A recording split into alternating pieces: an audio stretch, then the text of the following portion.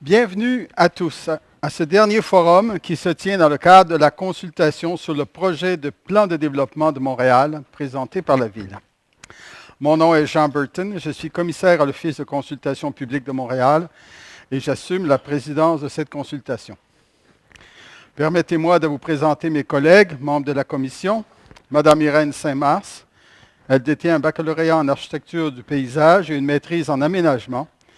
Elle a été vice-rectrice aux études et doyenne de la faculté de l'aménagement à l'Université de Montréal. Et M. Alain Duhamel a fait une longue carrière comme journaliste, domaine dans lequel il est toujours actif. Il est détenteur d'un baccalauréat en sciences politiques à l'Université d'Ottawa et diplômé en communication de l'Université Saint-Paul. Madame Ginette Thériault agit comme secrétaire de commission et Mesdames Élise Nault et Stéphanie Wells comme analystes. Je souhaiterais souligner la présence de représentants de la Ville de Montréal. Alors là, vous allez m'aider. Ah non, les noms sont marqués. Bien. Nancy Giguère, j'arrive pas à lire. Émilie Charbonneau. Voilà. Merci, mesdames, d'être là. Comme à l'habitude, à l'Office, cette consultation se tient en deux phases. Une première phase a débuté la semaine dernière. Elle a pris la forme d'une soirée d'information où les représentants de la Ville ont exposé les grandes lignes de leurs propositions, suivi de 4 forums thématiques qui se sont déroulés entre le 4 juin et aujourd'hui. Au cours de chacun des forums, des conférenciers et des panélistes, personnes ressources, spécialistes ou acteurs du milieu, sont venus faire part de leurs réflexions sur les termes concernés. Puis, comme ce sera le cas ce soir, tous les intéressés du public sont invités à poser des questions et à faire part de leurs préoccupations et commentaires. La rencontre de ce soir s'intitule « S'adapter au changement climatique et verdir les quartiers ».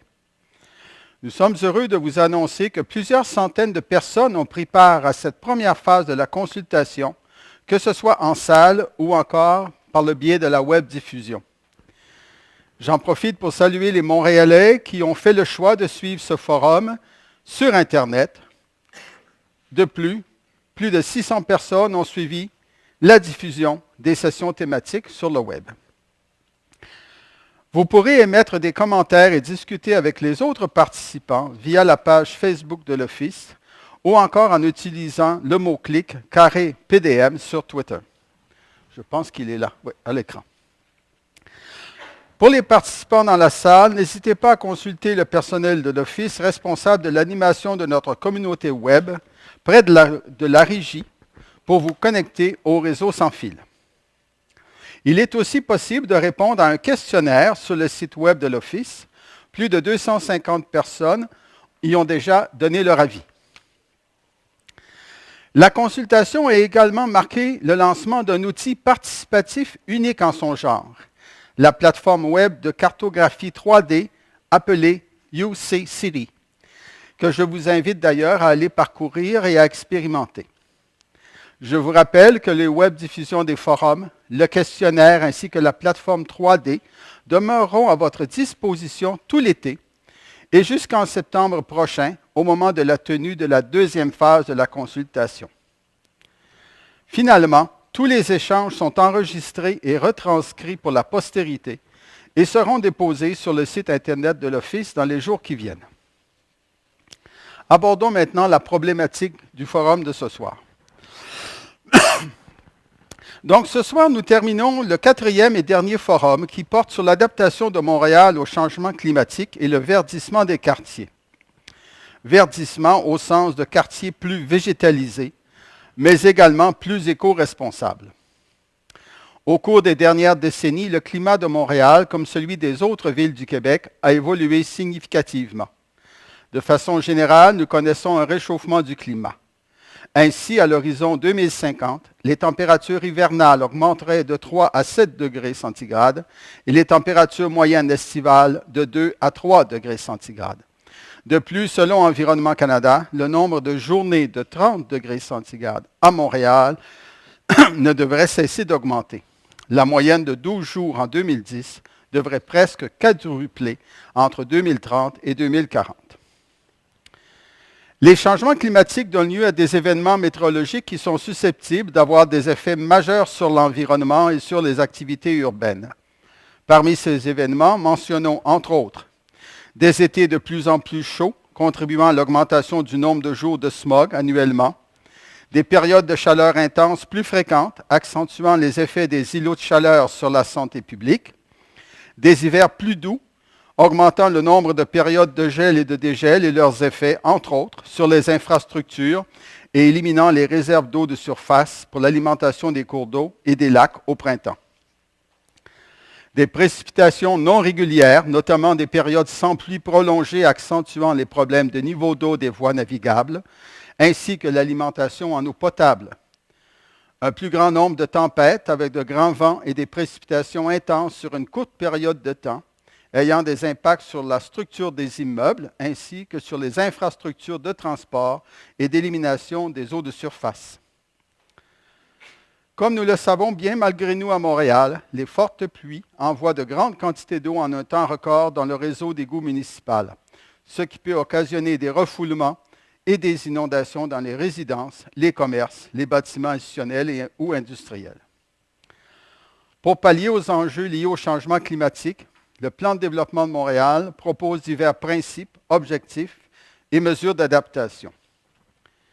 Parmi eux, réduire la pollution et l'émission des gaz à effet de serre en révisant les pratiques d'aménagement liées à l'habitation, augmentation de la densité, architecture verte et éco-énergétique, et liées au transport, les TOD et les transports collectifs et actifs. Accentuer les efforts de soutien à l'agriculture urbaine et de verdissement, et par la plantation d'arbres sur le domaine public, les rues, les parcs et les ruelles, pour réduire l'impact des îlots de chaleur et diminuer la pollution atmosphérique. Implanter des infrastructures qui permettent une meilleure gestion des eaux pluviales. Et dans son désir de verdir ses quartiers, la Ville de Montréal souhaite notamment faire passer l'indice de canopée de 20 à 25 % d'ici 2025, et non pas en 2015, comme c'était annoncé dans le plan de développement durable. En s'appuyant sur les propositions de la Ville, quelles sont les stratégies et les moyens qu'on doit mettre en place à Montréal pour devenir une ville plus verte, saine et sécuritaire et planifier son adaptation au changement climatique? Avant d'aborder le panel, permettez-moi de vous fournir quelques informations sur la deuxième phase de cette consultation, celle de l'audition des opinions, mémoires et points de vue, qui débutera après la période estivale, soit le 4 septembre. Vous devrez informer l'Office de votre intention de faire une présentation orale ou de déposer un mémoire au plus tard le 29 août 2013.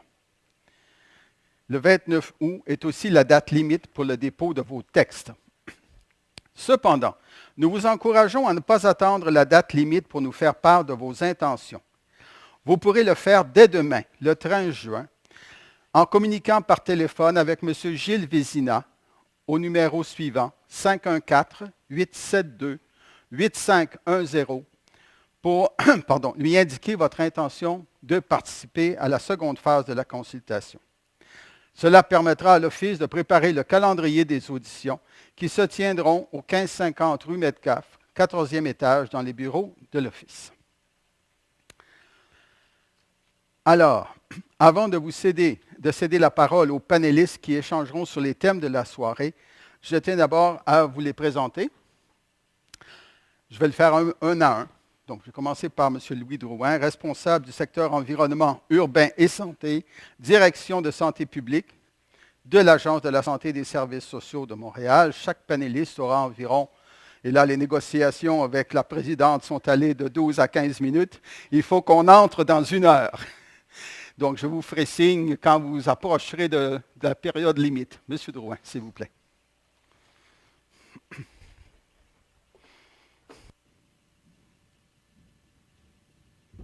En tout cas, le défi est grand, 12 minutes.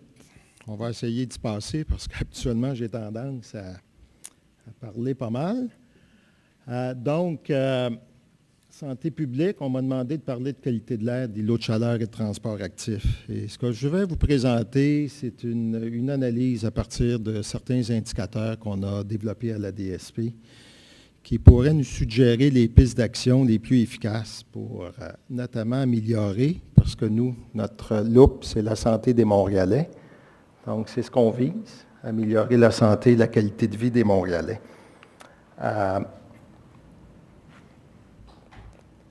Donc, on vient de le mentionner, augmentation de impact des changements climatiques, quand on regarde les deux principaux enjeux que vous connaissez tous. Peut-être que M. Alain Bourque va donner un peu plus de chiffres là-dessus. Mais on est face à des enjeux de santé publique majeurs pour les prochaines années. Ce que nous avons remarqué, entre autres, le dernier épisode de chaleur qui a amené des excès de décès à Montréal, c'est en juillet 2010. Les gens qui sont les plus vulnérables, c'est ceux qui vivent dans les zones chaudes où on a davantage d'îlots par rapport à ceux qui vivent dans les zones fraîches. Donc, il y a un excès d'environ 20 à 30 %, ce qui explique pourquoi il faut verdir principalement dans les quartiers où la proportion de logements est le plus élevée. Donc, ce que vous voyez en foncé, ce sont les quartiers où on a plus de 50 % des logements qui sont situés dans ces quartiers. En fait, ce sont les différents quartiers montréalais. Comment que ça marche? En tout cas, vous voyez, c'est ici. Je me trompe de côté. Donc, vous voyez ici Villeray, Saint-Michel, Parc Extension, Plateau Mont-Royal. En fait, ce qui est enfoncé, c'est plus de 51 % et ce qui est en jaune-orange, de 25 à 50 %. Donc, nous, le principal message, si on veut vraiment aller dans une optique de protection de la santé publique, c'est de débuter dans ces quartiers-là où le verdissement pourrait être une stratégie intéressante de santé publique.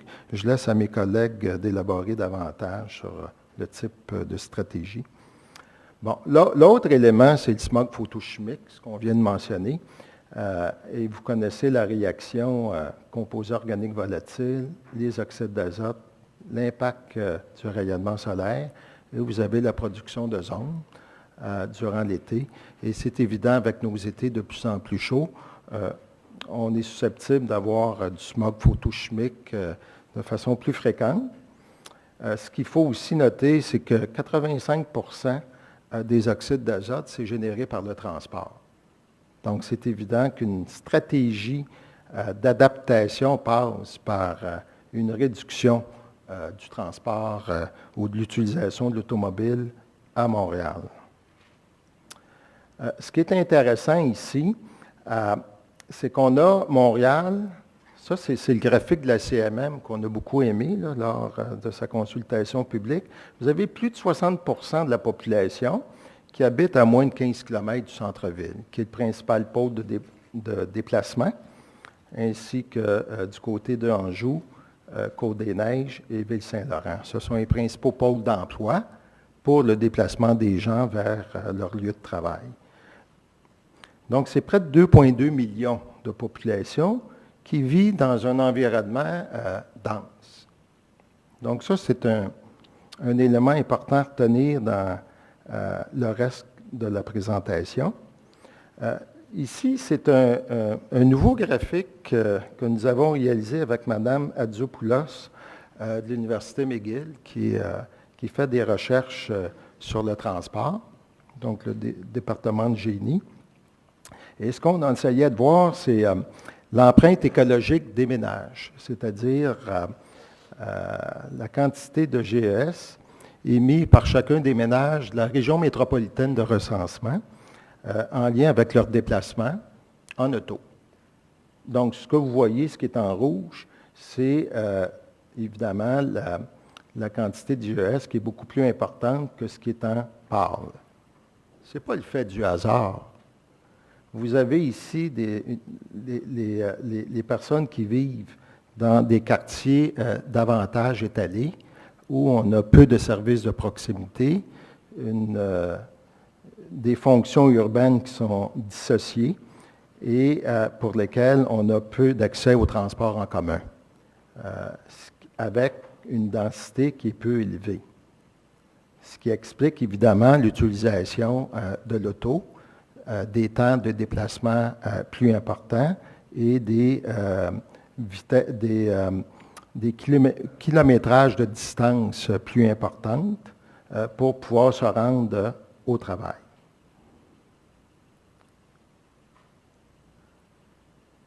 Si on regarde, en fait, la question, ce qu'on a regardé, pourquoi ici on a moins d'empreintes écologiques? Ce n'est pas le fait du hasard, c'est totalement associé à des caractéristiques urbanistiques de l'organisation spatiale. Comme par exemple, les quartiers montréalais où la densité de logement est la plus élevée, ce sont évidemment les quartiers centraux. Prochaine. Les quartiers où la proportion des logements ayant accès à des services de proximité, ce sont les quartiers centraux. Et ce que nous avons regardé, c'est un indicateur où on a intégré le nombre de logements, ou la proportion de logements à moins de 500 mètres, donc à distance de marche, d'au moins 8 services de proximité. Commerce d'alimentation, commerce de détail, instituts scolaires, bibliothèques, bancaires, établissements, etc. Donc, ce sont des quartiers davantage denses, où les rues sont connectées et où on a accès à des services de proximité, donc qui favorisent les transports actifs, la marche, également le vélo. Et ce sont aussi les quartiers où souvent l'offre de transport en commun est davantage présente, surtout ici au centre. Si on regarde les parts modales, tout ce qu'on a pris l'enquête origine-destination 2008, puis on a additionné les gens qui se rendent au travail en marche, en vélo ou en transport en commun. Parce que pour nous, le transport en commun, c'est un transport actif. Les gens marchent en moyenne 25 minutes par jour, 5 jours par semaine, pour se rendre au travail via le transport en commun. Puis vous savez que la proposition de l'Organisation mondiale de la santé pour une personne physiquement active, c'est 30 minutes de marche par jour, 5 jours par semaine.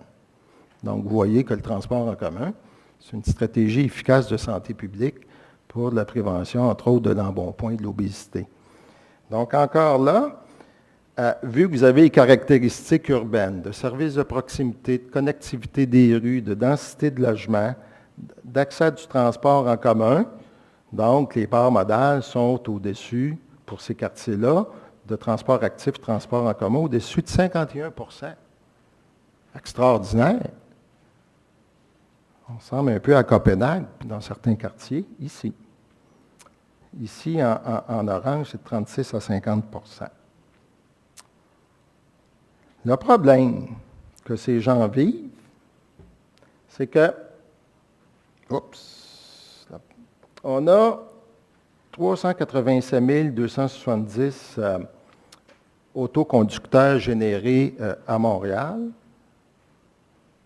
donc, en pointe du matin. Oh, c'est un graphique qui est incomplet. Celui-là, il y a eu une petite erreur. Parce qu'on a, hors agglomération qui pénètre Montréal, c'est à peu près 170 000. Donc, c'est une proportion près du 2 tiers, 1 tiers. Et ces gens-là, évidemment, se dirigent vers les principaux pôles d'emploi montréalais, où vous avez le plus de marcheurs, le plus de cyclistes, le plus d'utilisateurs du transport en commun qui marchent et le plus de monde qui y vivent, parce que c'est très dense. Et ça a des conséquences. Plus de blessés de la route dans les quartiers centraux. Il y a une relation directe, c'est les recherches de Patrick Morancy, entre les volumes de circulation dans les quartiers centraux et le risque d'être blessé. Donc, c'est intimement lié. L'autre élément, il y a davantage de pollution, les oxydes d'azote. Puis on a beaucoup documenté les impacts dans les quartiers centraux, la pollution reliée aux oxydes d'azote sur les hospitalisations, maladies respiratoires notamment. Et les gens nous le disent quand on se promène dans les quartiers centraux, on a peur de se promener avec nos familles dans les rues, il y a trop de circulation. Ça sent pas bon. Puis on sent souvent des problématiques d'asthme chez les enfants notamment. Puis l'autre problématique, c'est le bruit. Ça, c'est une carte qu'on a réalisée il y a 2 ans avec 87 stations. C'est la première carte sonore. Et évidemment, les endroits où il y a le plus de bruit, c'est le long des axes routiers et notamment dans les principaux quartiers centraux. Donc, les gens qui vivent dans les quartiers dont l'empreinte écologique en termes d'émissions de GES sont des plus diminuées, sont impactés par le flux de voitures qui viennent de l'île, puis des banlieues. Donc, qu'est-ce qu'il faut faire? Parce que dans le plan de développement de Montréal, on veut améliorer la qualité de vie, on veut retenir les familles, notamment dans les quartiers centraux, mais on veut également réduire, nous, en santé publique, les contraintes ou les impacts santé publique. Donc, solution, réduire le volume de circulation. Les gens nous disent, quand on se promène en Hansick, dans les quartiers centraux, il y a trop de circulation. On est tanné. Donc, pour nous, l'indicateur le plus important, c'est la réduction des volumes de circulation à Montréal pour réduire les GES, pour réduire les nuisances, puis finalement réduire les problèmes de santé associés.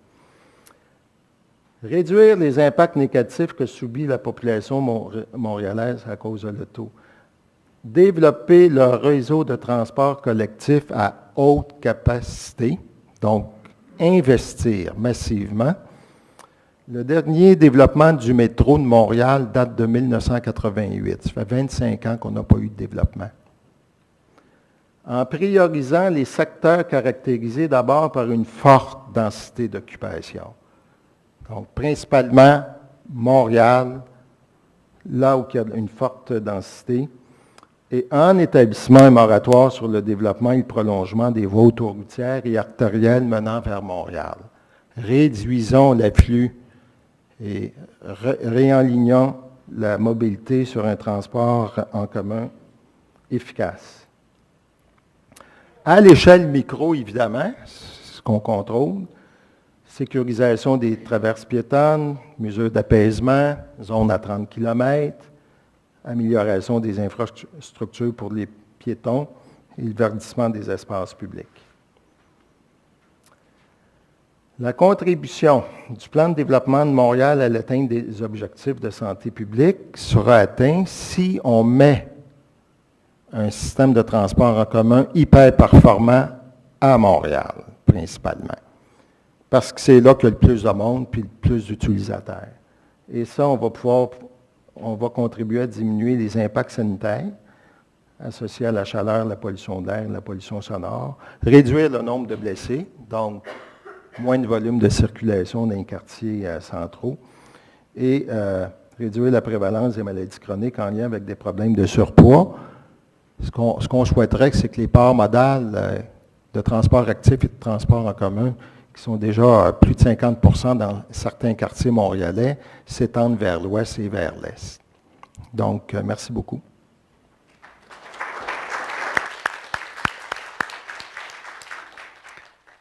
Merci beaucoup, M. Drouin. J'inviterai maintenant M. Éric Duchemin, professeur associé, chercheur et spécialiste en agriculture urbaine à l'UQAM.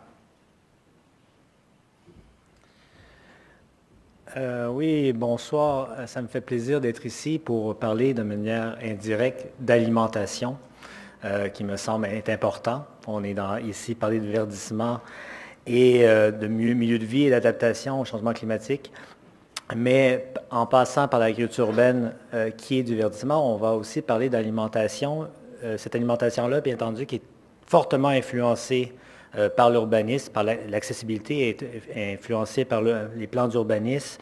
Et bien entendu, cette agriculture qui influence aussi la vie en monde urbain. Donc, on nous posait la question quelles seraient les stratégies pour verdir, pour développer des milieux de vie pour un plan de développement de Montréal. Bien entendu, ma réponse, vous ne serez pas surpris, je vous répondrai l'agriculture urbaine.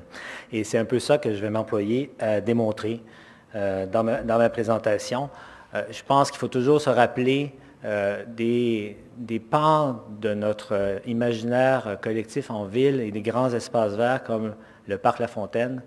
Je ne sais pas si tout le monde s'en souvient, mais le parc La Fontaine, si on l'a, c'est parce qu'il y avait des terres agricoles. Ces terres agricoles-là ont été conservées et ont pu être transformées en parc. Le Montréal a été longtemps agricole aussi, et c'est quand même, on réussit à structurer la ville, et notre ville est un peu structurée grâce à l'agriculture.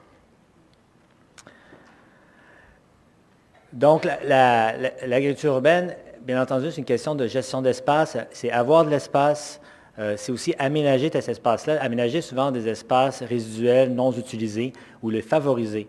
Je pense que les urbanistes devraient favoriser l'utilisation des espaces résiduels qui sont souvent sous-utilisés, mal utilisés, souvent mal aimés. On va en parler plus tard, mais on a des exemples comme le Champ des possibles qui vient d'être reconnu comme un parc, qui est un espace mal aimé. Et pourtant, les citoyens ont décidé de devenir des amis de cet espace-là. Ils ont réussi à en faire un parc et à l'aménager.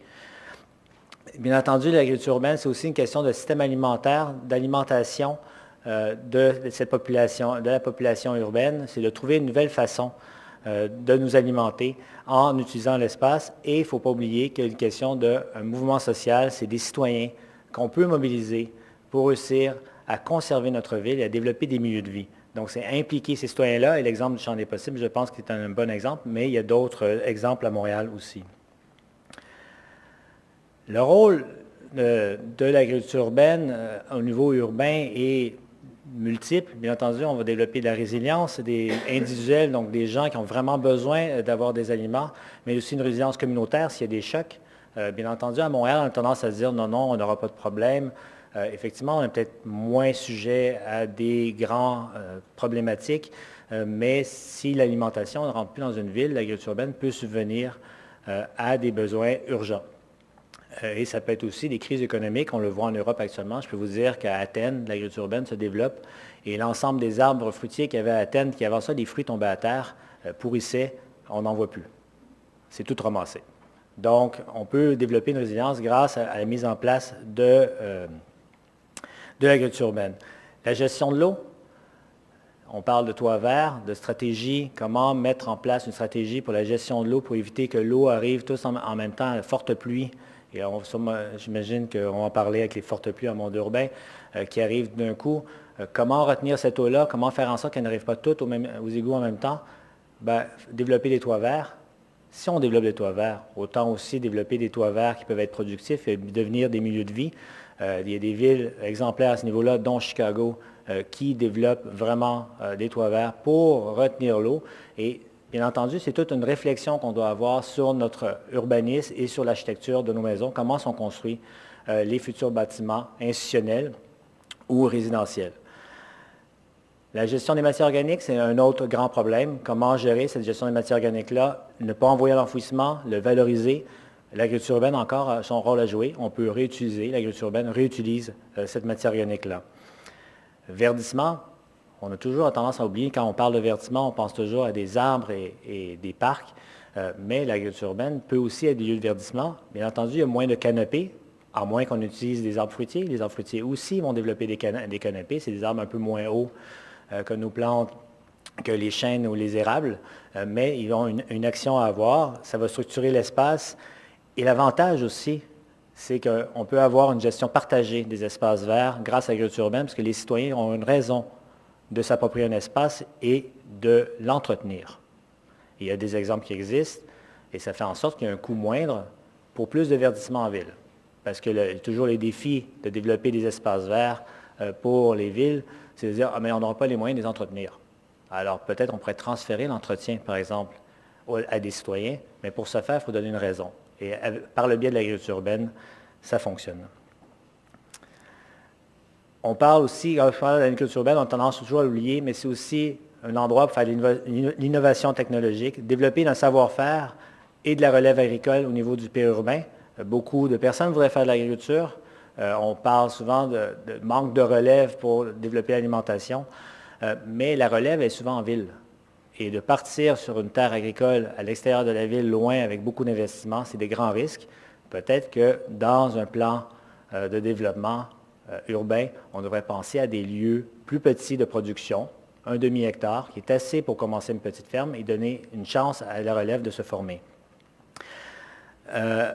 Aussi, au niveau économique, il y a un potentiel économique de développement. On a à Montréal, on va le voir plus juste après, les fermes Loufa, qui est un développement économique. C'est non négligeable, c'est des emplois, c'est une création économique. Et bien entendu, avec tout ça, on peut aussi développer des nouvelles approches architecturales et de production. Pourquoi on parle d'agriculture urbaine à Montréal? Je pense que c'est assez clair qu'il y a un mouvement actuellement. Montréal est une ville reconnue internationalement pour son agriculture urbaine. On a, vous le voyez ici sur la carte, les différents points de projets et ça s'inscrit encore. Aujourd'hui, j'ai approuvé 3 nouveaux projets. À chaque jour, il y a des nouveaux projets qui s'inscrivent. Il y en a plein qui ne sont pas là. Ça se développe, c'est présent, c'est une force de frappe incroyable pour l'aménagement de la ville. Mes initiatives sont bien entendu pas homogènes. Il y a différents types d'initiatives qui se sont développées, qui vont continuer à se développer, qui nous posent la question, c'est quelle concertation entre ces différents acteurs-là, comment on peut les mettre ensemble, les faire travailler ensemble et comment les intégrer au monde urbain. À Montréal, bien entendu, on parle des jardins individuels, des jardins communautaires du programme de la Ville de Montréal, les jardins collectifs, ce qui se développe beaucoup, les jardins institutionnels et d'entreprises, des jardins pédagogiques dans les écoles. Il y a de plus en plus d'écoles qui veulent avoir des jardins. Il y a des grands défis d'aménagement à ce niveau-là. Et ce qui se développe dans les dernières années, c'est vraiment des modèles productifs, des jardins sur les toits. À Montréal, il y en a peu. Il y en a un qui est très connu au Centropole, mais à New York, ça se développe grandement. Des très grandes productions de quand même un demi-hectare sur toit, c'est quand même énorme. Et bien entendu, les fermes Loufa qui se développent et l'apiculture. Tout ça, ça pose des défis à un plan de développement urbain. Comment on pourrait planifier cette ville nourricière-là? Il faudrait déjà avoir des objectifs, avoir une bonne idée des objectifs. Je n'en ai pas moi-même là, comme ça, en sortant de ma poche. On pourrait toujours sortir des chiffres, mais je pense qu'il faut regarder quels sont nos objectifs, qu'est-ce qu'on veut faire avec cette agriculture urbaine-là. Est-ce qu'on veut lutter ou s'adapter au changement climatique? Est-ce qu'on veut lutter les îlots de chaleur? Est-ce qu'on veut fournir des aliments? Quel pourcentage de la population on veut fournir en aliments? Déterminer quelle est la pertinence des projets dans le contexte local de Montréal. Quels sont les conflits d'usage, bien entendu, éventuels, la cohérence entre les objectifs du projet et les attentes locales, les complémentarités avec les autres formes d'agriculture urbaine existantes, donc les différentes formes, comment elles peuvent se compléter et comment aussi on peut voir un lien entre les productions périurbaines et urbaines, parce que bien entendu, sur l'île de Montréal, il reste encore toujours des projets d'agriculture, il reste encore quelques agriculteurs qui produisent. Ça va poser la question des ressources existantes et surtout l'idée, je pense, l'avantage de l'agriculture urbaine, c'est qu'on peut avoir des interfinancements, et je m'explique, c'est en fin de compte, on peut financer un projet d'agriculture urbaine parce qu'il va retenir l'eau, parce qu'il va aider à la gestion de l'eau, il va aider à la gestion des matières organiques. Donc, on fait 2 pierres 2 coups. On va essayer de régler un problème urbain qui va arriver peut-être dans le futur par des pluies de plus en plus abondantes, et en même temps offrir un service, offrir une production alimentaire aux citoyens. Je pense que c'est gagnant-gagnant et je pense qu'il faut y réfléchir. Dans tout ça, il va falloir bien entendu développer une cohérence spatiale et politique entre les différents niveaux politiques de la Ville de Montréal. Et bien entendu, il y a des contraintes de réalisation, il y a des surcoûts à certains bâtiments. Donc, comment on peut voir ce développement-là en considérant ces contraintes-là? Les défis à relever, l'agriculture urbaine demande des ressources humaines formées, des ressources humaines compétentes, ça demande des gens, des gestions de projets, des agronomes, de mise en place de technologies, ça ne sera pas du jour au lendemain, mais ça se développe actuellement à Montréal. On peut sûrement capitaliser sur ce qui existe. Il va falloir vraiment repenser notre lien avec l'espace et laisser une place à cette production-là et les différentes formes de production. Développer des nouveaux bâtiments et mettre en place des systèmes de gestion urbaine des déchets ou de l'eau. Et même toute la question de la gestion phytosanitaire des productions. Il va falloir y penser, il va falloir relever ces défis-là. Bien entendu, il y a toute la question des sols. les sols en ville. La direction de la santé publique s'est déjà penchée là-dessus et continue à y réfléchir à quel endroit on peut mettre des jardins, sous quelles conditions, quelles sont les technologies qu'on peut faire pour réhabiliter des sols ou mettre en place des terrains en monde urbain où des fois le sol n'est pas propice à l'agriculture. Et dans tout ça, il va falloir vraiment réfléchir, à mon avis, lorsqu'on pense un plan de développement métropolitain, il faut vraiment se dire le système alimentaire doit en faire partie, on doit mentionner la question alimentaire, puisqu'un plan de développement et un plan d'urbanisme a beaucoup d'influence sur les questions alimentaires. Là, c'est un peu la diapo pour montrer qu'il fallait avoir une forme de coordination et de gouvernance. Et là, c'est vraiment un développement qui est fait dans une perspective de food urbanism, donc le développement d'un urbanisme alimentaire, donc de développer une ville dans laquelle il y a différents projets et vraiment une structuration des différents projets pour éviter de la concurrence et éviter aussi une incohérence spatiale, territoriale de gestion. Voilà ce que pourrait donner une ville agricole. Et on parlait des espaces. Il reste des espaces en ville où on peut faire de l'agriculture. Et je me plais toujours à rêver qu'on peut vraiment développer un paysage urbain, agricole, agréable pour les populations. Et bien entendu, là, il n'y a pas d'arbres, mais on pourrait facilement mettre des arbres et faire de l'agroforesterie sur ce terrain-là, qui nous aiderait au niveau de la canopée. Donc, c'est réussir à mettre ensemble différents objectifs que la ville a actuellement pour en faire un tout cohérent et en développement un milieu de vie. Il y a toujours la question dans les plans de développement ou dans l'urbanisme, c'est la question de faut conserver nos gens en ville. Et Montréal a une perte de familles. Les familles quittent la ville, dès qu'ils ont des enfants, ont tendance à quitter la ville. Donc, il faut recréer des milieux de vie. Et par nos recherches, on sait que l'agriculture urbaine, les jardins, sont un espace essentiel pour les familles. Ils aiment ça, ils veulent faire de la sensibilisation, ils veulent faire de l'éducation, et c'est du contact avec la nature. Donc, utiliser cet outil-là, ça peut nous permettre de conserver les familles en ville.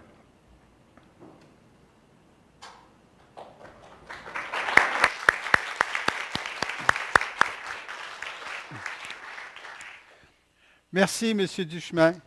J'inviterai maintenant M. Alain Bourque, directeur de programme chez Ouranos, consortium sur la climatologie régionale et l'adaptation au changement climatique. M. Bourque, c'est à vous.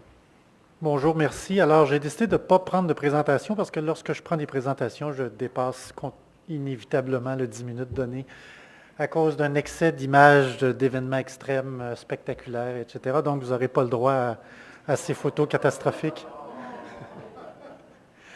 Alors, mon angle d'attaque par rapport à cette présentation-ci, en fait, l'adaptation au changement climatique est quand même un domaine assez vaste et avoir aussi un objectif d'être plus vert. Je l'ai pris sous l'angle du patrimoine naturel, d'environnement naturel et de regarder un peu les enjeux autour de l'adaptation au changement climatique et d'un désir de vouloir donc avoir un patrimoine naturel bien vivant. Alors, pour commencer, peut-être juste rapidement dire qu'est-ce que c'est Ouranos, pourquoi je suis ici, autrement dit. Alors, Ouranos, c'est un consortium de recherche appliquée sur la climatologie régionale et l'adaptation au changement climatique, créé par le gouvernement du Québec, Hydro-Québec, Environnement Canada, 4 universités qui sont impliquées aussi. Et puis, on essaie de faire des travaux multidisciplinaires le plus appliqués possible pour faire avancer les connaissances, pour aider le Québec à intégrer cette réalité des changements dans les paramètres météorologiques et climatiques dans la prise de décision. Alors, si vous allez sur notre site web, on a un document ici, Savoir s'adapter au changement climatique, qui date de 2010. En 2014, on va avoir une nouvelle version qui fait un peu le topo des situations pour tous les différents secteurs qui sont quotidiennement influencés par la météo et donc inévitablement par les changements climatiques. Alors, tout à l'heure, on a parlé des changements climatiques à venir pour l'horizon 2050, etc. Puis, peut-être le message que je vais ajouter par rapport à ça, c'est de bien réaliser que depuis 50 ans, le climat de Montréal s'est déjà réchauffé de 1 à 2 degrés. Donc, il faut mettre, je pense, cette donnée-là en lien avec les prévisions pour 2050, ce qui nous donne toujours l'impression que les changements climatiques, c'est pour le futur. En fait, ce n'est pas pour le futur, c'est maintenant, ça se déroule présentement. Donc, on a déjà atteint un plus 1 à plus 2 degrés Celsius sur le sud du Québec, probablement 1,5 à Montréal. Et donc, on s'attend à des changements de 2 à 3 degrés Celsius. On a déjà fait la moitié du chemin. L'environnement naturel a déjà évolué. Il y a déjà des impacts sur l'environnement bâti, sur l'économie, etc. Donc, ça, c'est un point important. Donc, les températures vont augmenter toutes les saisons, particulièrement en hiver. Les précipitations vont augmenter aussi dans toutes les saisons, sauf en été. Et là, si on ajoute l'évaporation accrue à cause de ces températures chaudes-là, vont faire en sorte qu'on va avoir des problèmes, disons qu'on n'aurait peut-être jamais cru avoir au Québec, de problèmes d'approvisionnement en eau de qualité, avec naturellement des températures d'eau qui vont être plus chaudes et qui vont donc être plus favorables à davantage de pollution. Donc, on perd cette possibilité de diluer de la pollution, et ce qui donc va provoquer certains problèmes. Alors, naturellement, il n'y a pas juste la température, les précipitations qui sont affectées, les cycles gel-dégel, on en a parlé tout à l'heure, les extrêmes de température élevée qui vont augmenter, les extrêmes de froid, donc, qui vont diminuer donc certains avantages ou bénéfices potentiels. L'activation du cycle hydrologique qui illustrera une certaine tropicalisation du climat de nos étés.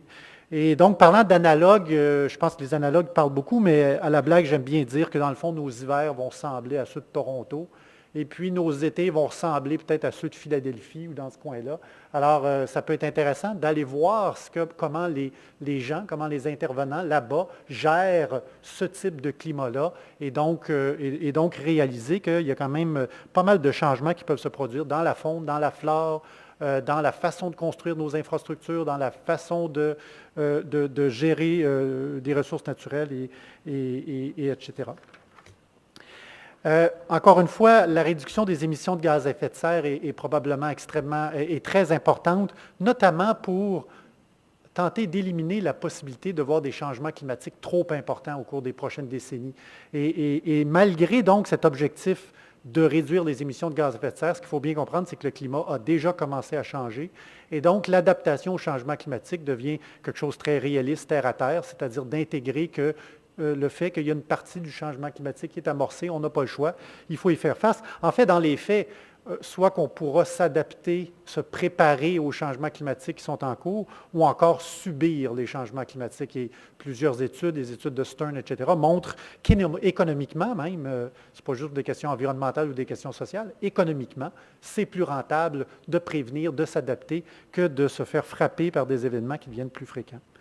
Alors, les impacts des changements climatiques qui sont déjà en cours se produisent de façon généralement graduelle et subtile à travers des changements de moyenne, etc., qui, est, selon moi, est peut-être le plus problématique et le plus inquiétant. Naturellement, les médias, eux, ont tendance à beaucoup accrocher autour de l'influence des changements climatiques sur la fréquence, l'intensité, la durée des événements extrêmes. C'est ce qui est spectaculaire, c'est ce qui frappe. Mais par contre, je vais y revenir, mais l'environnement naturel, lui, ne s'adapte pas juste aux extrêmes, il s'adapte continuellement à tout ce qui voit venir. Et donc, malheureusement, ce que je trouve que les médias souvent oublient, c'est le fait que ces changements subtils et graduels de moyenne, qui sont relativement peu perceptibles pour les gens, provoquent des transformations subtiles aussi dans l'environnement naturel qui posent des problèmes. Donc, à Ouranos, on classe souvent les impacts comme des impacts sur l'environnement naturel, sur l'environnement bâti, sur les activités socio-économiques. Au Québec, on pense à l'importance du climat, même pour le tourisme, allant jusqu'à l'industrie de l'assurance. Ça me frappe toujours à voir, lorsqu'Ouranos fait des colloques ou des événements, de voir des assureurs dans la salle qui sont là, puis on ne sait jamais trop ce qu'ils font avec l'information, mais visiblement, donc, ils sont intéressés parce qu'ils sont impactés. D'autres impacts qui vont sur les impacts pour Montréal, pour le transport maritime, jusqu'à la production d'énergie, en quelque part aussi. Donc, Montréal qui consomme beaucoup d'énergie, des impacts sur la demande énergétique, sur la production d'énergie qui est alimentée vers Montréal. Et naturellement, tout ça est interrelié, là. Je veux dire, l'environnement naturel, l'environnement bâti, etc., tout ça est en lien étroit. Donc, comme je disais, j'ai mis peut-être davantage d'emphase sur l'environnement naturel. Et donc, le premier constat qu'on peut faire scientifiquement, c'est de constater que l'environnement naturel est donc impacté par les changements climatiques. Et pour l'environnement naturel, il y a certains risques. Donc, si on a des objectifs de verdissement, c'est clair que les changements climatiques peuvent venir impacter ce qui est déjà en place. Et donc, si on on veut accroître l'importance des arbres, de la végétation, de la faune, des écosystèmes, etc., il faudra donc inévitablement considérer le fait que le climat est en changement pour s'assurer que tout ça va pouvoir perdurer au cours des prochaines décennies. Parce qu'en fait, l'environnement naturel, comme je l'ai dit tout à l'heure, s'adapte spontanément au changement du climat. Ce n'est pas comme l'humain. Hein. L'humain s'est adapté au fil des années, au fil des décennies, grâce à une hypothèse de base que le climat historique était représentatif du climat futur. Et donc, on a inventé des normes de construction, on a optimisé nos activités socio-économiques en fonction de notre expérience climatique historique, on a cartographié des plaines inondables ou d'autres types de régions, de zones à risque, de façon à pouvoir aménager les villes correctement. Et donc, tout ça est quelque part à revisiter et la science offre d'ailleurs de plus en plus d'outils concrets, utilisables, pratiques, là, pour revoir ces hypothèses-là qui ont été faites dans un climat constant. Alors, comme je disais, l'environnement naturel, lui, s'adapte spontanément, il suit les conditions environnementales et un des constats importants à comprendre, c'est que les écosystèmes l'environnement naturel peut partir avec des outils pour s'adapter ou peut ne pas avoir beaucoup d'outils à s'adapter. Ce que je veux dire, par exemple, c'est que si les écosystèmes sont fragmentés, s'ils sont déjà dégradés, s'il y a beaucoup de pression sur cet environnement naturel-là, s'ils ne sont pas suffisamment protégés, s'il n'y a pas assez de superficie, ils vont devenir inévitablement plus vulnérables et moins résilients face au changement du climat. Par contre, s'ils sont interconnectés, mieux protégés, plus on les aide, plus on diminue les pressions anthropiques sur ces systèmes-là, ils seront moins vulnérables au changement climatique et ils seront plus résilients et on pourra leur donner une chance de s'adapter, d'intégrer ces nouvelles réalités climatiques-là pour progresser. Ce qui va faire en sorte qu'inévitablement, la faune, la flore, si on l'imagine de façon... D'ailleurs, la faune et la flore sont très dynamiques. Et donc, si on imagine le changement climatique se matérialiser, on comprend qu'il y aura des gagnants, des perdants dans les différentes espèces, les écosystèmes, etc. Et donc, toute la question, le rôle de l'humain dans tout ça, c'est d'utiliser ces outils de façon à diminuer la pression sur ces écosystèmes-là.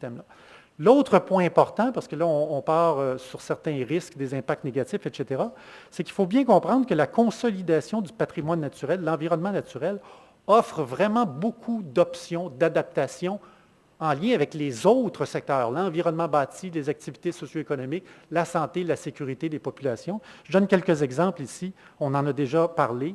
Planter des arbres qui seront donc adaptés au climat des prochaines décennies permet de diminuer les îlots de chaleur urbains, qui est aggravé par les changements climatiques, permet de réduire l'exposition au rayonnement ultraviolet, qui, avec un climat plus chaud, va avoir tendance à envoyer les gens davantage vers l'extérieur. Et donc, il y a plusieurs études qui montrent que ce changement de comportement à vouloir aller à l'extérieur en lien avec des températures plus chaudes est presque équivalent en pourcentage à la diminution de la couche d'ozone qu'on a observée au cours des 10, 20, 30 dernières années. Et donc, il y a des bénéfices aussi là de planter des arbres pour réduire cette exposition-là. On a parlé tout à l'heure des inondations urbaines qui se produisent de plus en plus dans les villes partout au monde, en Amérique du Nord et à Montréal. De plus en plus de gens réalisent que ce n'est pas vrai qu'on va déterrer tous les réseaux d'égouts, puis on va faire la reconception pour pouvoir s'adapter au changement climatique. Ce qu'on réalise, c'est qu'il faut souvent désimperméabiliser les surfaces, avoir moins de surfaces de stationnement, utiliser la végétation, à permettre davantage d'infiltration d'eau dans le sol pour pouvoir compenser donc la recrudescence ou l'augmentation de ces événements extrêmes-là qui provoquent donc une surcharge dans les réseaux d'égouts qui s'en vont dans les sous-sols, ça on en parle régulièrement, mais qui s'en vont aussi dans l'environnement naturel via des rejets qui amplifient des problèmes de qualité de l'eau et qui diminuent l'accès aux plages, etc. Donc, on voit ici un exemple où l'environnement naturel, la végétation, etc., amènent des solutions pour contrer les changements climatiques et de plus en plus, on réalise que ce ne sont pas les infrastructures qui vont nécessairement être une solution aux problèmes d'infrastructure et donc, il y a une opportunité là de verdir tout en apportant des solutions face aux risques climatiques. L'exemple des milieux humides qui joue un rôle tampon intéressant en lien avec les inondations le long des rivières, qui joue aussi un rôle intéressant pour la filtration de l'eau, augmenter la qualité de l'eau, qui offre donc des services écologiques qui ont une valeur économique, j'y reviendrai tout à l'heure, mais qu'on a d'ailleurs malheureusement la tendance à ne pas inclure quand on fait des analyses économiques coûts-bénéfices pour différents projets. Donc, c'est important de rajouter cette composante des services écologiques qui sont rendus par les écosystèmes. Autre point intéressant aussi, c'est de bien comprendre que dans le fond, avec les changements climatiques, il y aura un déplacement de la biodiversité du nord des États-Unis vers le centre du Québec. Et là, il y a une région densément peuplée dans la vallée du Saint-Laurent, la région de Montréal, et une partie de du succès de l'adaptation de la biodiversité à transiter du sud vers le nord va dépendre de la capacité, de la présence d'un environnement naturel qui va favoriser l'interconnectivité entre les systèmes, entre les habitats, etc., pour permettre cette transition. Donc, un rôle important pour l'adaptation au changement climatique.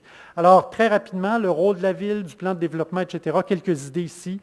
Un point important, assurer la cohérence dans les actions. Il y a beaucoup de politiques, il y a beaucoup d'outils qui sont disponibles, et l'un des grands défis, c'est souvent d'avoir une politique qui favorise des décisions allant dans une direction, mais d'avoir une autre politique qui va dans une autre direction et qui permet qui nuit finalement à l'adaptation au changement climatique. Donc, on parle du PMAD, du plan Canopée, des plans de développement durable, le plan de chaleur accablante, plan d'immobilisation, la réglementation autour de l'eau pluviale, etc. Donc, s'assurer de l'analyser dans un contexte de bonne gestion des risques climatiques.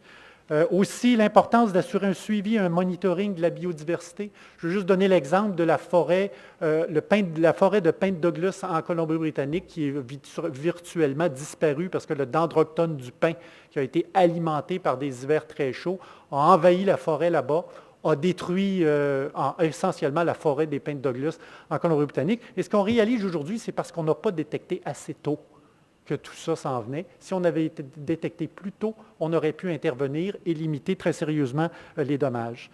Le rôle de la ville comme un animateur de réseau face à un enjeu qui est quand même assez complexe et souvent interrelié entre l'environnement naturel, l'environnement bâti, des activités socio-économiques.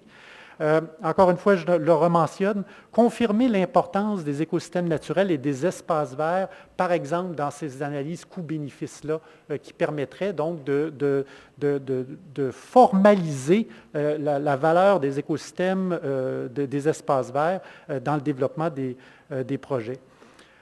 Alors donc, en conclusion, le changement climatique, dans un contexte d'adaptation, c'est un risque significatif pour le patrimoine naturel. On entend beaucoup parler des impacts soudains, mais il faut penser aux évolutions plus subtiles en lien avec les changements de moyenne. Le patrimoine naturel, l'environnement naturel, la végétation, etc., est clairement une opportunité pour l'adaptation dans beaucoup de domaines. Il faudra avoir droit à l'erreur, tout ça est dynamique.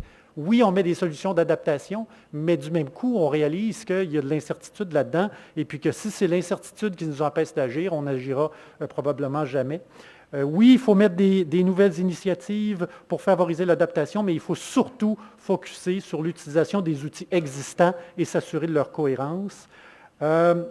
Finalement, peut-être en conclusion, selon moi, intégrer les changements climatiques, c'est un petit peu comme intégrer le changement démographique. Là. Je veux dire, la démographie change, il y a de l'immigration, vieillissement de la population, et on a tendance à l'intégrer dans plein de politiques, dans différents gouvernements, dans les municipalités, etc. Et donc, la réalité de ce changement climatique-là, je pense, devrait être intégrée à peu près de la même façon. La pire chose, ce serait probablement de créer un département de l'adaptation au changement climatique qui ferait en sorte que tous les autres pourraient ignorer la question de l'adaptation. Merci.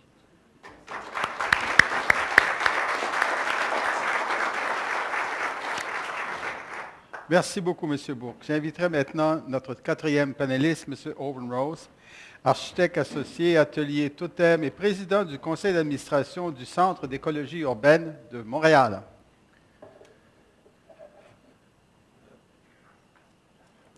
Alors, bonsoir tout le monde. J'ai une présentation qui va se décliner en 3 parties. La première partie, je vais jouer le méchant. Deuxième partie, je vais parler du Centre d'écologie urbaine de Montréal. Et la troisième partie, ça va être la récompense avec beaucoup de belles images, de rêves de ce qu'on peut faire à Montréal. Alors, la première partie, le plan de développement de Montréal, la question pourquoi le plan de développement de Montréal. Quand j'étais contacté pour donner cette conférence, au début j'avais refusé parce que j'ai dit ça fait 10 ans de beaucoup de plans, chartes et politiques à Montréal. La société civile s'active depuis 10 ans avec nos beaux mémoires pour prendre les beaux plans pleins de poésie. Je ne mets pas en doute ces plans-là et ces chartes et ces politiques, c'est la poésie, on aime ça. Mais pourquoi le plan de développement de Montréal maintenant, quand on a déjà beaucoup de travail à faire avec ce qui était déjà fait? On a politique de l'arbre de Montréal qui date de 2005. On a la Charte montréalaise des droits et responsabilités. On a le plan de développement durable de Montréal. On a le plan de transport 2008 qu'on adore, qui est très peu achevé. Alors pourquoi un nouveau plan de poésie? Parce que le plan est un très bon plan. Et je sais qu'il y a beaucoup de monde qui travaille à la ville de bonne foi pour faire des bons projets, mais qu'on a besoin de plus. Alors là, on a le PMAD qui est en mise en œuvre. Je suis au comité de suivi du PMAD. Je suis aussi membre du CA du Conseil régional de l'environnement, ainsi que le Centre d'écologie urbaine de Montréal. Et on se demande tous, mais oui, puis quand est-ce que ça va se réaliser, ces beaux projets, cette belle poésie? Alors, nous, on regarde comment est-ce que ça peut se faire et c'est quoi la valeur de ce plan de développement de Montréal. Nous, on veut que ce soit un plan de réalisation, que ce soit un plan de mise en œuvre, que ce soit un plan d'action. Les idées, on en a. Les solutions, on en a. On a beaucoup d'expertise testée depuis les 10 dernières années, mais maintenant, on a besoin que ça se passe. Alors, on a 5 points, et ça, je joue mon méchant pour juste amener ça direct avant de vous présenter d'autres idées. Mais on a vraiment besoin d'un plan de mise en œuvre de tous les plans, chartes et politiques déjà adoptés depuis 10 ans et que ces actions concrètes se fassent assez vite. On a besoin des indicateurs précis qui nous disent, là, vos dédoublements de pistes cyclables ne s'est pas encore fait, que oui, il n'y a pas encore de tramway à Montréal, que oui, il n'y a pas encore assez d'arbres plantés annuellement à Montréal. On a besoin de quelque chose qui frappe, qui dise, hey, on a du travail à faire. Il faut saisir des opportunités, et ça, c'est à l'interne de la ville. Les opportunités pour systématiquement revoir nos approches de management, de réfection et d'entretien à Montréal. En 2008, la ville était fière d'annoncer 401 millions de dollars pour la réfection de la voirie. 401 millions de dollars de remettre le statu quo à neuf. 401 millions de dollars dans le budget d'opération de la ville de Montréal qu'on aurait pu utiliser autrement pour faire des choses. Une intégration des idées de verdissement, apaisement de la circulation et aussi remplir les nids de poules. On a un plan de développement qui est inclus intégralement dans le nouveau plan d'urbanisme de Montréal. Pourquoi? Parce que le plan d'urbanisme de Montréal a force de loi. Le plan de développement de Montréal a force de poésie. Alors, on veut que ça soit intégralement intégré dans un plan qui a force de loi et pas juste que ça flotte dans les beaux mots. Et enfin, à ce moment-ci, le PDM, avec la commission Charbonneau, sont des occasions pour revoir en profondeur le fonctionnement de la ville à l'interne pour que ça soit plus transparent, pour que ça soit plus transversal, pour que les services se parlent entre eux, pour qu'une coordination se fasse entre développement durable, la voirie, l'urbanisme, développement économique, etc., et que ça se connecte avec les citoyens. Alors ça, c'est un plan de développement de Montréal et ça, c'est un plan qui va rêver le monde et qui va réaliser les choses. Maintenant, j'ai joué le méchant. Je vais vous parler un petit peu des idées qui peuvent aider à faire un plan de développement de Montréal plus intéressant et qui sont réalisables. Le Centre d'écologie urbaine a beaucoup d'idées. On passe à l'action avec les projets pilotes et des projets démonstration et on développe des expertises pour être capable de vous montrer qu'est-ce qu'on peut faire à Montréal et qu'est-ce qu'on fait au Centre d'écologie urbaine depuis déjà 1996. Alors, verdir la ville, en 2005, on a fait notre projet pilote de Trois-Verts sur un duplex montréalais. On l'a documenté avec les connaissances sur les Trois-Verts dans le contexte sud-québécois, les technologies, la faisabilité, la démonstration, comment le faire, avec une mise à jour, avec une dernière publication en 2008 sur les Trois-Verts dans le contexte institutionnel à Montréal. Ça, c'est des documents PDF disponibles sur le site web du Centre d'écologie urbaine, des documents gratuits pour aider la population à davantage verdir la ville avec les Trois-Verts. On a aussi sorti notre étude scientifique sur notre projet pilote de toit vert qui donne les résultats scientifiques. Alors attention aux ingénieurs mécaniques qui cherchent à quantifier les bienfaits des toits verts. On a sorti les bienfaits, le fait que ça réduit la demande de climatisation associée au toit, le fait que ça même donne un apport en chauffage en hiver et aussi que ça aide le toit vert a duré 2 fois plus longtemps qu'une toiture normale. Alors, les données scientifiques sont là, documentées et encore disponibles sur le site web du Centre d'écologie urbaine. La vigne, les plantes grimpantes, est-ce que c'est néfaste ou pas? On a détruit les mythes urbains sur les plantes grimpantes en produisant un rapport sur les plantes grimpantes, lesquelles marchent dans quel endroit, lesquelles marchent bien dans notre climat sud-québécois. C'est tout un rapport qui documente bien les bienfaits des vignes, les plantes grimpantes, les choses à éviter, les choses à faire, comment les faire, comment est-ce qu'on les taille, comment est-ce qu'on les entretient. Tout est là pour verdir la ville. C'est simple. En pot de vigne, 15 $. Une technologie très, très, très simple qui aide à beaucoup verdir et climatiser la ville. Et en même temps, ça crée la beauté et un sentiment de bien-être en ville. Manger la ville, ça c'est sur le projet Cultivert où l'on a sorti le document qui parle de l'agriculture urbaine en détail, les technologies disponibles et testées déjà à Montréal, comment les faire, lesquelles quoi choisir pour que ça marche, pour que ça convienne à votre occasion. Parce que oui, on a les toits plats à Montréal, mais la ville de Montréal est chanceuse d'avoir énormément de balcons. Alors, verdissons nos balcons pas chers et après ça, commençons à faire les toits verts et les cours et les rues et les ruelles. Mais les balcons sont une place idéale pour l'agriculture urbaine et les technologies sont déjà là et ont déjà fait leurs preuves et ne sont pas trop chères non plus. Alors, verdir et manger la ville, la terrasse sur le toit du Centre d'écologie urbaine, qui est un lieu d'atelier, d'apprentissage, d'apprendre comment verdir nos propres balcons chez nous. Les bénéfices du verdissement urbain, je peux dire les bénéfices de toits verts, les bénéfices de murs végétaux, les bénéfices de cours végétalisés, c'est toujours les mêmes réponses. La climatisation naturelle de la ville, alors en effet concret pour contrer les changements climatiques. La gestion des eaux de ruissellement, qui est aussi très important pour la ville. Prolonger la durée de vie des murs et des toitures. Accroître l'efficacité énergétique. Alors, réduisons la facture climatisation d'Hydro-Québec en plein été et même vendre cette électricité aux États-Unis qui en ont besoin. Insonoriser et réduire les nuisances phoniques. Filtrer parce que toute végétation, les arbres, les toits verts, les murs végétaux, ça filtre l'air, ça nettoie l'air, ça enlève la poussière suspendue dans l'air. Aide bien sûr à la biodiversité et gênons-nous pas de dire que ça crée la beauté et que la beauté est une bonne chose pour la ville. Alors, maintenant, la récompense avec beaucoup d'images de qu'est-ce qu'on peut faire déjà à Montréal, qu'est-ce qui est déjà testé. Alors, la conception végétale, pourquoi et comment? À la Ville de Montréal, on sait qu'on regarde beaucoup la réduction des eaux de pluie, le contrôle des eaux de pluie et aussi la réduction des îlots de chaleur. Alors, la végétation est une réponse très facile. Est-ce qu'on met énormément d'argent à agrandir le réseau des égouts ou est-ce qu'on met l'argent à faire infiltrer les eaux sur place et à gérer la température de la ville sur place?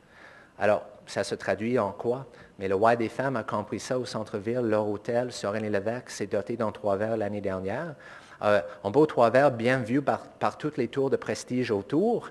Alors, c'est une valeur ajoutée pour les tours de prestige autour et c'est une valeur ajoutée pour le centre-ville de Montréal.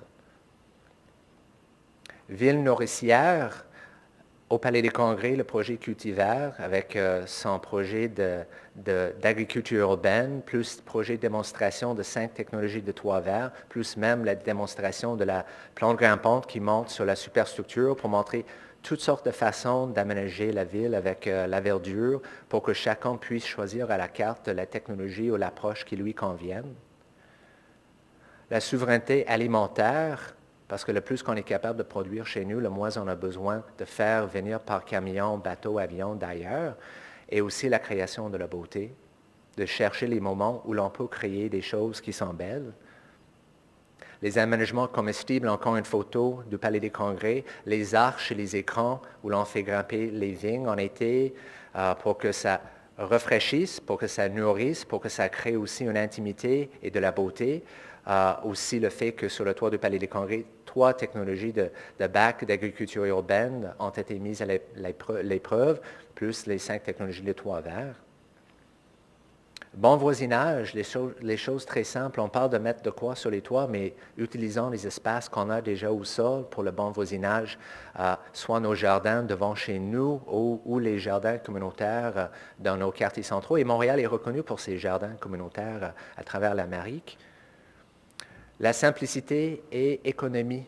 La vigne, la plante grimpante qui coûte pas très grand-chose, ça demande un entretien, il faut découper ça autour des fenêtres. Il faut laisser jamais une vigne pousser sur un poteau électrique parce qu'on ne veut pas que ça grimpe jusqu'au fil.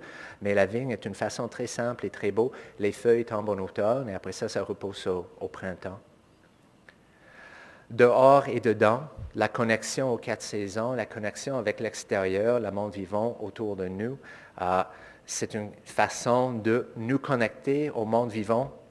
Et ici, sur le toit vert de Québécois, il y a les sculptures, je ne sais pas si ça marche, oui. Il y a les sculptures en aluminium pour qu'en hiver, quand le toit est à plat, parce que les plantes sont en dormance, le soleil passe à travers pour passer les ombrages qui animent la toiture tout l'hiver. Alors, valorisation, 4 saisons. Hiver, le printemps, ça pousse, l'été, ça pousse grand, l'automne, ça se met au lit, et l'hiver, l'ombrage se projette autour. Alors, aussi un exemple de la création de la beauté, avant, après. C'est plus intéressant d'avoir une belle chose qui se passe après. Accès aux espaces publics de qualité, accès aux terrains de jeu, ça fait partie des récompenses pour la densité urbaine, ça fait partie de la vie en ville et qu'on a des beaux exemples à Montréal, mais je veux que la beauté du quartier international s'étende au plateau, s'étende à Annecy, s'étende ailleurs en ville parce que c'est les beaux projets que l'on veut vivre aussi nous-mêmes dans nos quartiers centraux. Humanisation des espaces et aussi la création des îlots de fraîcheur. Ça, c'est la STM Garage Legendre, juste au nord de la métropolitaine, à côté de Saint-Laurent, avec 2 types de toitures vertes et les vignes qui grimpent sur les murs. C'est une zone industrielle, mais ça ne n'empêche pas que ça soit humanisé avec la verdure et les vignes et les toits verts. Et aussi, ça combat les îlots de chaleur et ça encourage les employés de se sentir bien avec un service public de qualité qui est écologique de base en plus. Humanisation des espaces, un kiosque de parc pour la valorisation des parcs avec un mini toit vert de démonstration fait avec le bois qui est le cèdre blanc du Québec, alors un produit national de notre marché local. L'agriculture locale, autant qu'on fait l'agriculture urbaine, qu'on devrait aussi favoriser nos fermes maraîchères de la région autour de nous et les faire venir vendre leurs produits ici pour supporter l'économie locale. Ce même kiosque-là est un kiosque de marché public tous les dimanches l'été et c'était des produits à prix équitable autant pour le fermier que le citoyen en ville. La densité urbaine à l'échelle humaine, mais on n'a pas besoin de construire des tours et des tours et des tours. On a une densité urbaine incroyable à Montréal. Nos rangées de triplex et de duplex nous donnent une densité semblable à beaucoup de villes en Europe, mais on a accès démocratique au soleil qui est très intéressant. On a une échelle humaine qui est très intéressante. On a les services de proximité à cause de cette densité. Et avec les mezzanines et les terrasses sur les toits, c'est une belle façon d'utiliser et ajouter une valeur à cette densité sans que ça nous ombrage trop. Alors, les espaces récréatifs à valeur ajoutée, les terrasses sur les toits, le verdissement sur le toit, l'agriculture urbaine sur le toit et les belles vues sur la ville à partir des toits de 3 étages, 2 étages. Les nids d'agriculture urbaine, ça c'est un projet sur une coop qui s'en viennent dans le quartier multimédia. Les petits nids pour que les membres de la coop aient leur place pour faire de l'agriculture parmi les champs de leur toiture. Espace récréatif à valeur ajoutée. Alors, quand on fait ces genres de projets-là, ça ajoute la valeur au bâtiment, ça ajoute la valeur à l'expérience vécue, ça fait que le bâtiment vaut même plus. Alors, c'est une valeur foncière pour la ville aussi. Quelques éléments connexes, parce qu'il faut penser transversalement, mais il faut réduire l'emprise des aires de stationnement pour faire de l'agriculture urbaine, pour faire du verdissement, pour laisser la place aux piétons, pour laisser la place aux cyclistes, pour créer plus d'espaces verts, faciliter des déplacements actifs. La voiture prend beaucoup de place. Le vélo prend beaucoup moins de place que la voiture. Alors, regardons comment est-ce qu'on peut donner la place aux piétons et aux cyclistes. Rue comestible, Transformons nos artères commerciales où l'on fait nos emplettes à pied avec plaisir et transformons ces rues-là en transport collectif, en pistes cyclables, en rues piétonnes, en espaces d'agriculture urbaine. C'est faisable. Les fraises au Québec poussent facilement, les framboises et toutes sortes d'autres produits, des fines herbes. Ça crée des places publiques agréables. C'est tout à fait faisable. Et dans notre climat, on est capable de vivre autant l'hiver que l'été sur ces grandes places publiques qu'on aime autant à Montréal. Alors, je reviens à mon méchant. Je veux juste souligner le fait que le plan de Montréal, le plan de développement de Montréal doit avoir des dents et doit faire de quoi. On sait qu'il y a des gens qui veulent faire de quoi. Il faut qu'il y ait un financement qui soutienne ce plan-là et on veut que ça passe des beaux mots vers des belles actions. Alors sur ça, je vous remercie beaucoup.